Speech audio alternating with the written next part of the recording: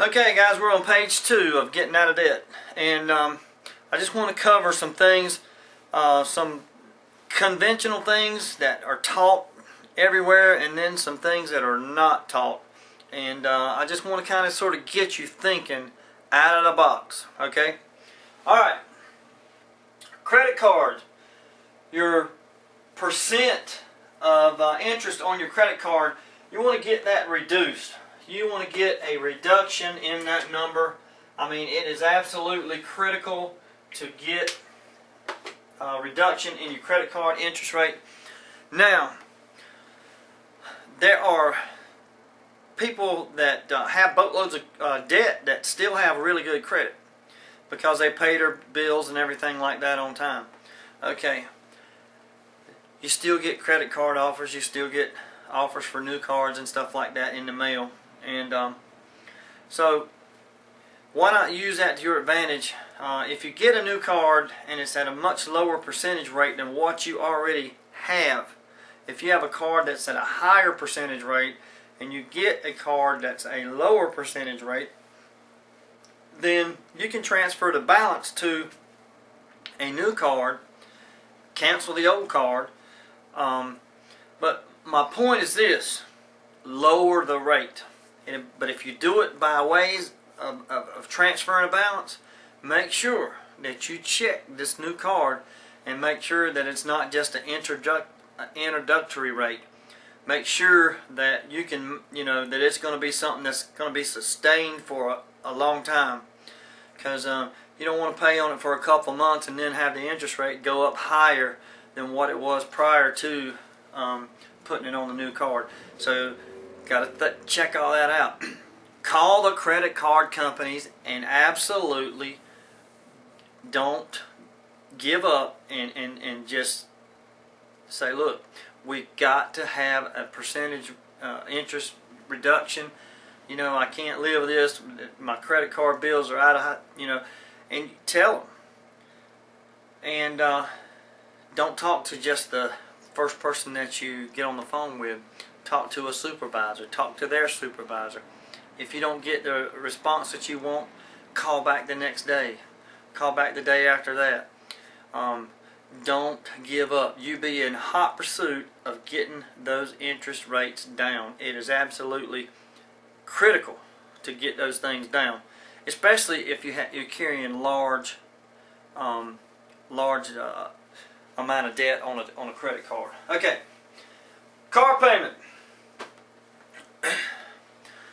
I'm going to give you an example, true life example of a friend of mine, and I made him, I didn't make him do anything, but I suggested that he do something, and he actually did it. And what I suggested him do was that he was making a $400 and some a month car payment, and I just can't make it. This car payment is just too much. I can't do it. I can't do it. I can't do it. And I've got to do something. And I said, well, if you're not prepared to make some money, some extra money, or you don't have a way to make extra money, you need to sell the car, providing that you can make enough money off the car to maybe buy another car. And you're going to have to buy something a little bit cheaper than what you're currently driving.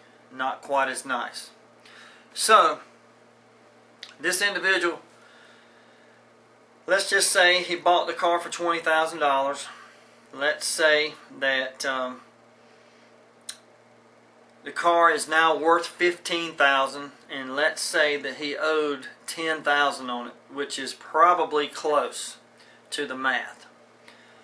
He sold this car for $15,000, and he was able to purchase another car. He paid his loan off for $10,000. He had $5,000 left over. That was his. My suggestion to him was to go find a car that only cost $5,000 and purchase it. Now, a lot of you are really shaking your head on this one, saying, no way, I'm not giving up my nice new whatever. This little book right here, Consumer Reports, it gives prices, it gives the best, you know, what cars give the most and least amount of problems.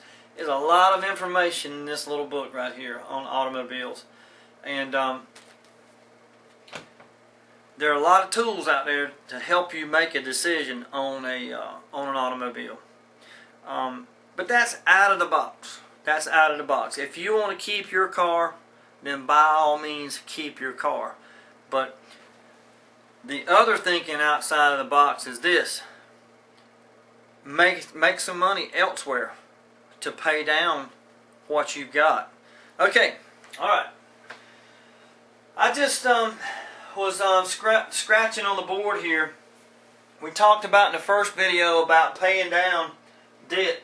I gave you an example, $1,500 a month. We found $200 in our monthly expenditures that we could free up to pay down debt. We said it would take 8 months to pay off that $1,500. Okay, let's say 8 months goes by, we get the $1,500 paid off, and we got a next debt of $2,500. We want to pay that off. So we add $200, and let's say we were, for example's sake, we were paying only $100 on this $2,500. It would take 25 months to pay that off. Okay, but if we add this $200 plus the $100 that we were paying toward this $2,500, we now are paying this off at a rate of $300 a month, which gives it a debt reduction time of about 9 months. Okay, all right. Now let's say our next debt is a $5,000 debt. Okay, and let's say we were paying $200 a month on the $5,000. Once we get the first two paid off, let's say we can add the $300 to and plus 200 more, which equals 500 to the 5,000. It's going to take 10 months to pay off the $5,000. Total of 27 months, 2 years and some change to pay off $9,000 in credit card debt. Now, that may be a little bit slow. Some of you may say, gosh, 2 years and to pay off. You can do it faster than that. But some of these things, you're going to have to think out of the box on. And you think about things that you have around home that you can put on eBay, stuff that's been sitting in the attic. You think about things that you can do to make money.